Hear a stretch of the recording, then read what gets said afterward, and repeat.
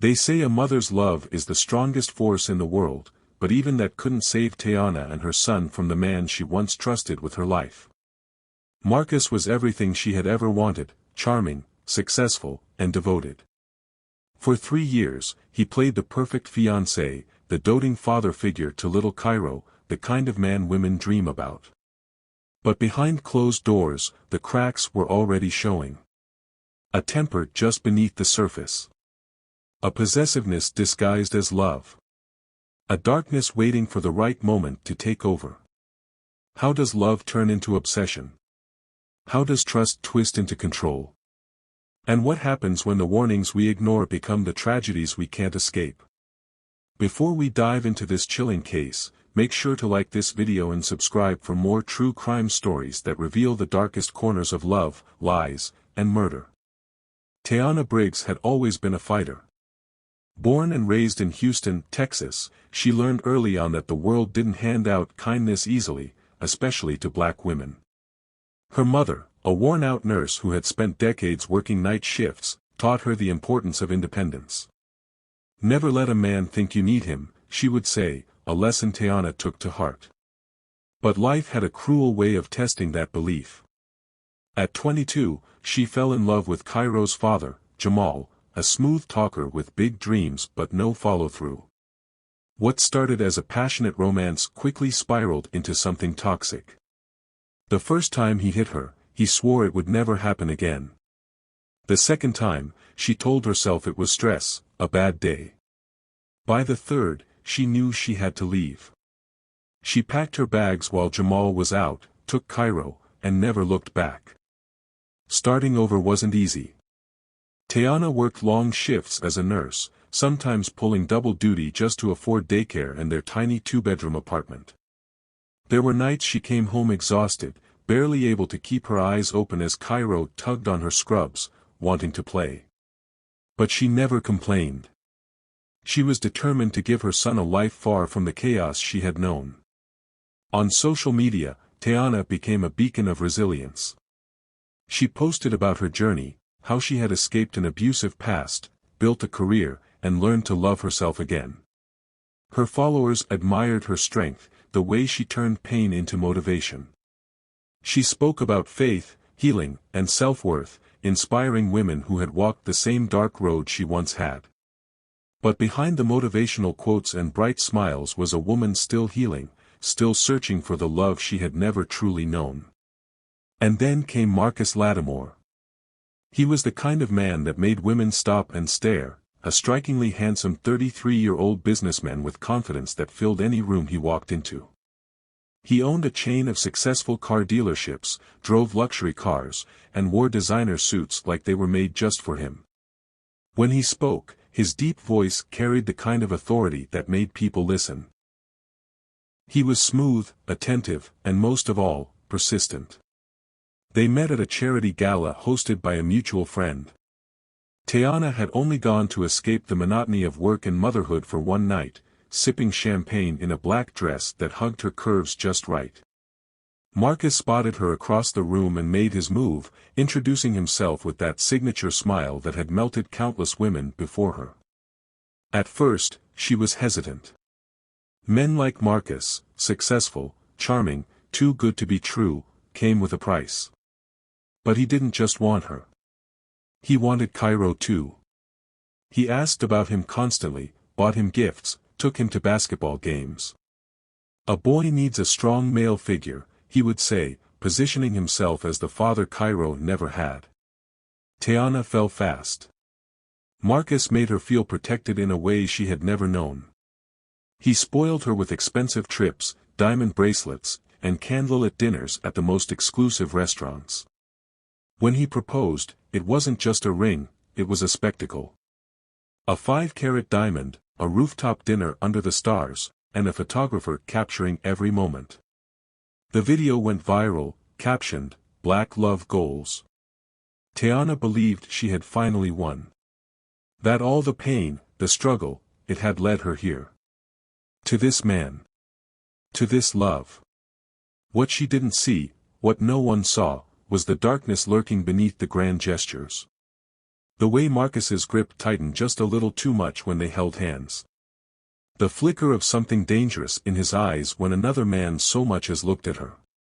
The small, seemingly harmless warnings that she brushed aside. Because for the first time in her life, Tiana felt safe. And that was the most dangerous illusion of all. Marcus Lattimore had always known how to hide his darkness. He had perfected the art of deception, wrapping his demons in wealth, charm, and a carefully curated image. To the world, he was a self-made businessman, a man who had it all. What they didn't know, what they weren't supposed to know, was the trail of broken women he had left behind. His past was littered with restraining orders, whispered warnings, and bruises hidden behind expensive makeup. 2 ex-girlfriends had gone to the police, terrified, pleading for protection. One had been followed for weeks after she left him, her tires mysteriously slashed, her apartment door kicked in. The other had woken up to Marcus standing over her bed in the middle of the night, a knife glinting in his hand. But Marcus had money. He had connections. And he had a way of making women question their own reality. By the time they realized who he truly was, it was too late. He always made sure of that. Tiana never saw it coming. At first, it was the little things.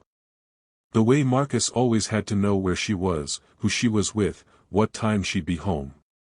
The way his mood shifted when she talked about work, his jaw tightening as he accused her of caring more about her patients than her own fiancé. "You spend all day taking care of strangers, but you don't have time for me," he'd say, voice low, eyes cold. Then came the control. The slow, suffocating grip tightening around her life. Marcus didn't want Tiana working so many hours. He didn't want her going out without him. And when she talked about decisions for Cairo, what school he'd go to, what sports he'd play, Marcus reminded her that he was the man of the house now. "You don't get to make choices alone anymore, Tay," he told her one night, his fingers pressing into her wrist. "We're a family. Act like it." She tried to brush it off. He was just protective.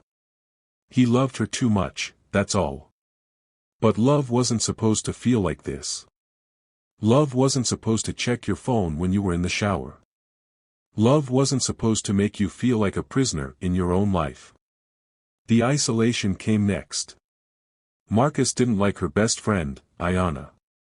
"She's single, miserable, and jealous," he said, his voice dripping with contempt. "She doesn't want to see you happy."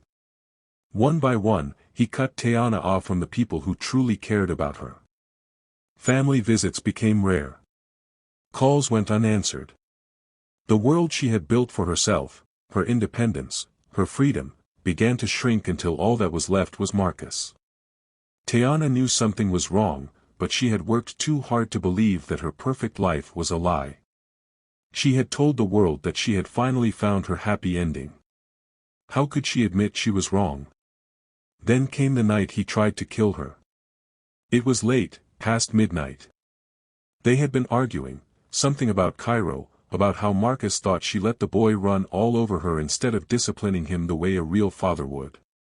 Tiana, exhausted, had snapped back. Cairo already had one abusive man in his life. He doesn't need another. The words barely left her mouth before she saw it. That shift in his face. The darkness swallowing the charm. The next thing she knew, she was on the floor, the taste of blood sharp on her tongue. Marcus was on top of her, one hand around her throat, the other gripping her hair. She couldn't breathe. Couldn't move. His voice was calm, terrifyingly steady. "You don't ever talk to me like that again." Tiana clawed at his arm, desperate, her vision blurring at the edges. Somewhere in the house, Cairo was sleeping, unaware that his mother was seconds away from dying. Then, as suddenly as it started, it stopped. Marcus let go. Stood up. Looked down at her like she was nothing. "See what you made me do." He left her there, gasping, her body trembling with shock. And Tiana, strong, independent, fearless Tiana, did something she never thought she would do. She stayed. The air was thick with the weight of the night, heat clinging to the skin like a warning unheeded. The road stretched ahead of them, empty, endless, swallowed in darkness. Teyana sat stiff in the passenger seat, arms crossed, jaw clenched, still feeling the ghost of Marcus's last outburst. The fight had started over something small, something that shouldn't have escalated, something that wouldn't have, if Marcus didn't have a way of twisting everything into a battle for control. But tonight, he was calm. Too calm. His hands gripped the wheel loosely, his voice low, smooth, full of reassurances. "Let's just drive," he had said. "Clear our heads." Cairo was safe at home, asleep. She had told herself it would be fine. That maybe this was progress, a sign that he was finally learning how to communicate without violence. She should have known better. The silence in the car was thick, pressing, suffocating. Then, without warning, Marcus's hands jerked the steering wheel. The tires screamed against the asphalt. The car veered violently off the road, plunging into the darkness, metal twisting, glass shattering, the world flipping once, twice, before everything stopped. Then silence. Teyana's head lolled to the side, the taste of iron filling her mouth. Blood dripped warm and slow down her forehead. The seatbelt cut into her chest, her limbs too heavy to move. Through the ringing in her ears, she heard movement. The sound of the driver's side door opening. Footsteps crunching against gravel. Then Marcus's voice. Soft. Almost, disappointed. "You weren't supposed to wake up." The words didn't register at first. Not fully. Not until the weight of their meaning settled into her chest, heavier than the wreckage surrounding her. Her blood ran cold. Through her blurred vision, she saw him standing over the car, staring down at her. No panic. No fear. Just calculation. She tried to move, to unbuckle her seatbelt, to do something. But her body was sluggish, dazed, still catching up to the horror of what was happening. Then, headlights. A truck appeared in the distance, slowing as it approached the crash site. And just like that, Marcus transformed. His breathing turned ragged, panic flooding his features as he stumbled back from the wreckage. "Oh my God. Teyana. Baby, stay with me. Somebody help." A man jumped out of the truck, rushing toward them. "Jesus Christ, are you okay? What happened?" Marcus clutched his head, pacing, playing the frantic, devastated fiancé to perfection. She lost control. I told her to pull over, oh my God, I thought she was dead." Teyana wanted to scream. Wanted to tell the truth. But her head swam, vision darkening at the edges. And in that moment, as she fought to stay conscious, one terrifying realization settled in her bones. If that truck hadn't come, Marcus would have finished the job. She should have told the police. She should have screamed the truth the moment help arrived. But the words never came. Instead, she let Marcus hold her, let him whisper apologies, let him spin the story into an accident. And when the paramedics asked what happened, she heard her own voice, small, broken, betraying her. "I must have fallen asleep at the wheel." Marcus wept beside her, kissing her forehead, pressing his hand to her cheek. The perfect act. The perfect lie. And Teyana stayed. 6 months later, Marcus finished what he started. The night had started like any other. Teyana sat on the couch, her fingers weaving through Cairo's soft curls, carefully braiding his hair as he sat between her legs. The low hum of the television filled the room, blending with the rhythmic sound of her hands moving, her voice soft as she chatted with her son. Marcus sat nearby, scrolling through his phone, his face set in that distant expression she had learned to recognize, the kind that signaled a storm was brewing just beneath the surface. But tonight, she wasn't in the mood to walk on eggshells. "I'm gonna run to the store real quick," she said casually, tying off the end of Cairo's braid. "We need milk for the morning." The words were simple. Routine. But in Marcus's twisted mind, they were something else entirely. His head snapped up. His phone hit the table with a dull thud. "You always got some excuse to leave," he muttered, his voice low, sharp. Teyana froze. She had heard that tone before. "Marcus, it's just milk," she said carefully, standing up. "I'll be right back." But the moment she reached for her purse, the tension in the room snapped like a breaking wire. Marcus shot to his feet. His heavy footsteps pounded against the floor as he stormed toward the kitchen. The glint of metal caught the light a second before he turned back toward her, his breathing hard, his face twisted with something dark and final. The knife was in his hand. And then, he lunged. The first stab hit her shoulder, white-hot pain ripping through her body as she stumbled backward, knocking over the coffee table. Cairo's scream tore through the apartment. "Mommy!" The terror in her son's voice jolted Teyana into action. She scrambled to get up, to fight back, but Marcus was relentless. His hands gripped her with brute force, yanking her toward him. The knife plunged into her stomach. A sharp gasp tore from her lips as she collapsed to the floor, her hands pressing against the wound, warm blood seeping through her fingers. She tried to crawl away. Tried to make it to Cairo. But Marcus wasn't finished. The blade struck again. And again.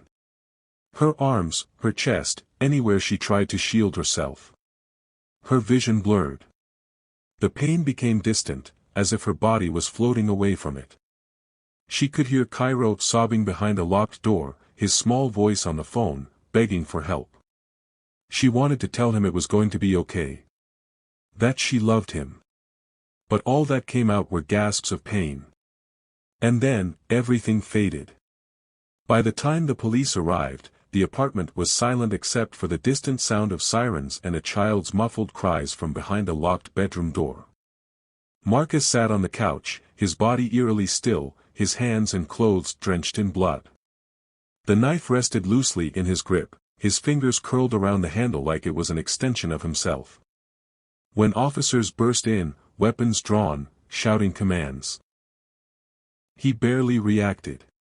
His eyes flickered to them, detached, empty.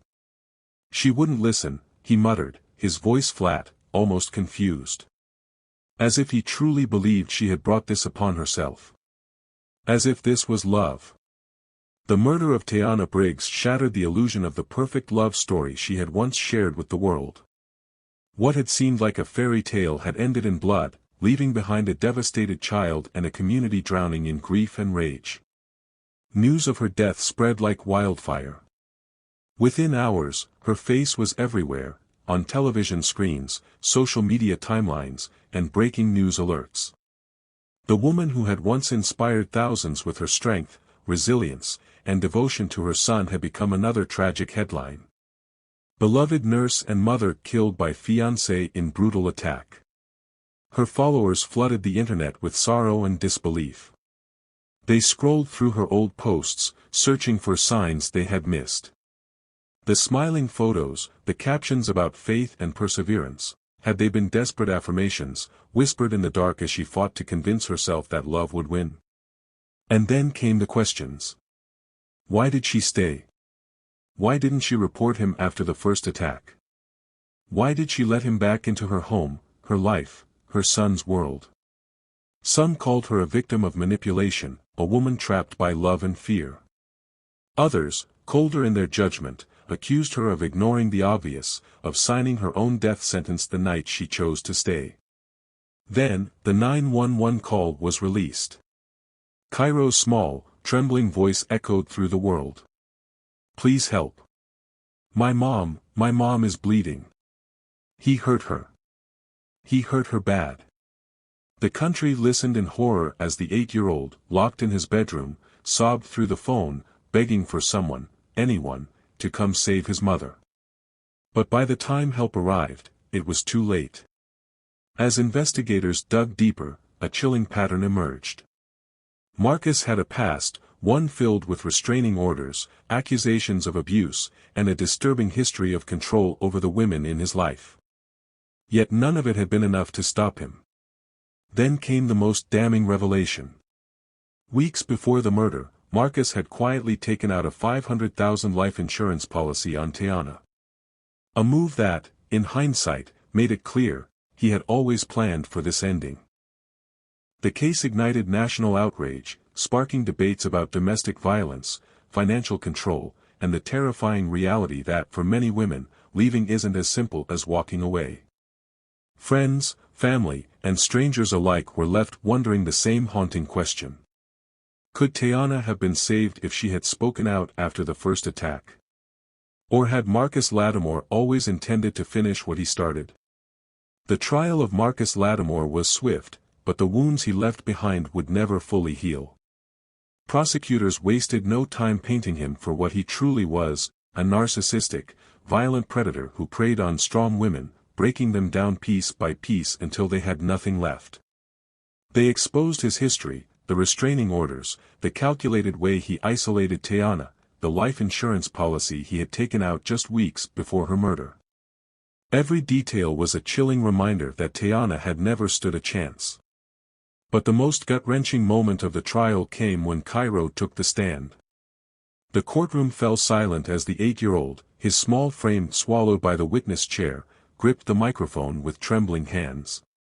His voice shook as he spoke of that night, the screams, the sound of his mother's body hitting the floor, the blood that seeped under his bedroom door as he pressed his back against it, praying that the monster outside wouldn't come for him next. Mothers in the courtroom wiped away tears. Some had been in Tiana's shoes before, trapped in the cycle of love and fear, wondering if they too would become a headline. Others clutched their children tighter, whispering silent prayers that they would never have to face what Cairo had endured. And then there was Marcus. Emotionless. Cold. He sat at the defense table, watching Cairo with vacant eyes, showing no remorse, no regret. The jury took less than 2 hours to decide. Guilty. Life in prison without the possibility of parole. As Marcus was led away in shackles, Cairo sat in the front row, his mother's eyes reflected in his own. He did not cry. He did not look away.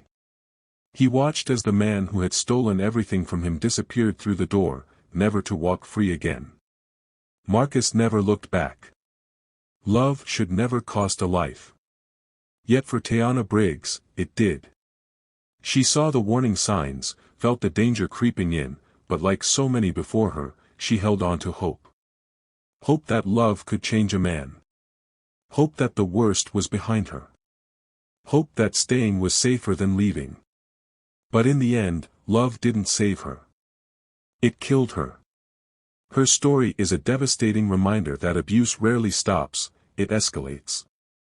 Marcus showed her who he was the first time he tried to kill her, and when she stayed, he knew he could finish what he started.